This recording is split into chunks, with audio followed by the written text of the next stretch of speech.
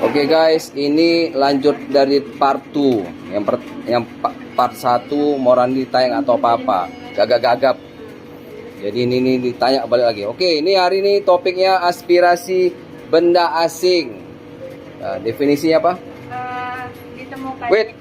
Oke, mulai. Sorry ya, tadi ada gangguan AC.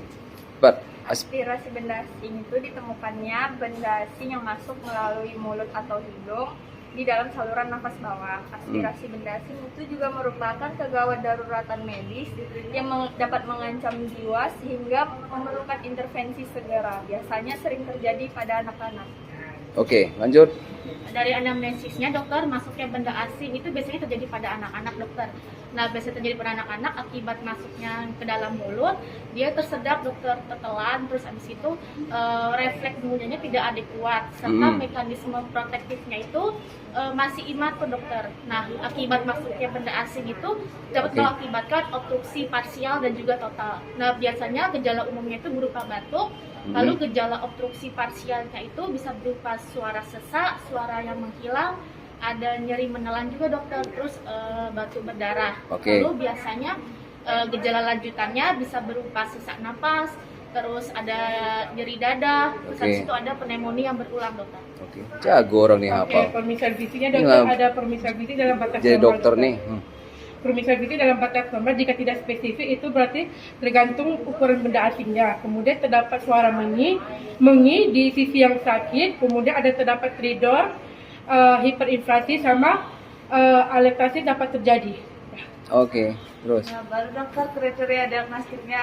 Untuk kriteria diagnostiknya itu klasifikasinya itu untuk menentukan dia aspirasi benda asing itu dia ada derajat obstruksi. Dia ada obstruksi parsial sama total. Terus asal benda asingnya dari dalam atau dari luar. Kemudian untuk kriteria diagnostik menurut si Heyer, bila terdapat 2 dari 3 kriteria, yaitu yang pertama ada hiperinflasi, ada riwayat tersedak sama leukositosis. Kemudian kriteria menurut si Carmone dan kawan-kawan, yang pertama dia itu usia 10 sampai 24 bulan, adanya benda asing yang masuk ke mulut dan adanya gejala pernapasan berat. Kemudian untuk auskultasinya itu dia adanya suara yang abnormalitas pada satu sisi unilateral. Kemudian ada abnormalitas radiogram pada trakeanya, sama di fototoraksnya itu dia ada gambaran radio opak. Oke, lanjut.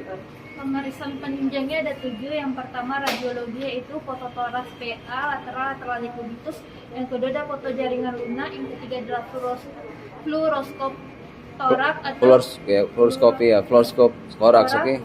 Mendeteksi pergeseran mediastinum dan respirasi diafragma paradoksal. Yang keempat ada CT scan dengan kontras. Yang kelima ada bronkoskop virtual atau EBUS. Yang keenam ada laboratorium pemeriksaan darah lengkap, elektrolit dan analisis darah. Yang ketujuh ada patologi anatomi, pelanjutan diagnosis. Kok ngeliat apa sih? Lanjut. Untuk tata laksana sendiri, yang pertama adalah prinsip tata laksana. Yang pertama, anamnesa dan pemeriksaan fisik untuk menegakkan diagnosa. Kemudian pemeriksaan penunjang yang relevan. Lalu menggunakan klasifikasi diagnostik dan alur diagnostik. Kemudian evakuasi secepatnya benda asing di saluran napas bawah. Kemudian untuk yang kedua adalah teknik evakuasi dengan menggunakan yang pertama membatukkan benda asing, kemudian bronkoskopi rigid, bronkoskopi fleksibel, kemudian ada Fogarty arterial embolektomi balon kateter untuk saluran napas yang lebih dalam, lalu ada cryoprop, dan terakhir pembedahan seperti toraktomi dan bronkotomi. Oke, mantap. Lanjut. Untuk diagnosis kerjanya ada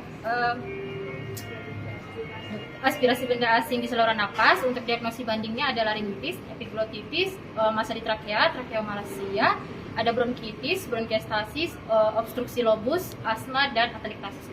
Oke. Ada komplikasinya dokter. Komplikasi? Ya, ada 2 dokter, ada minor sama mayor dokter. Yang kalau minor itu terdapat desaturasi selama bradikardi, satu lagi bronkospasme. Yang kedua tuh kalau yang mayor tuh ada edem laring, kemudian ada pneumotoraks sama henti jantung. Kemudian ada penyakit penyerta juga dokter. Penyakit penyertanya itu terdapat pneumonia berulang, kemudian terdapat abses, kemudian bronkiekstraksi, kemudian bronkiekstraksi, nomor satu lagi ada struktur bronkial. Oke. Udah. Habis. Ini terakhir. Prognosisnya dokter. Prognosisnya? Prognosisnya itu tergantung periode tindakan. Kalau misalnya terlambat dapat beresiko kematian. Oke. Habis. Oke, mantap. Makasih ya.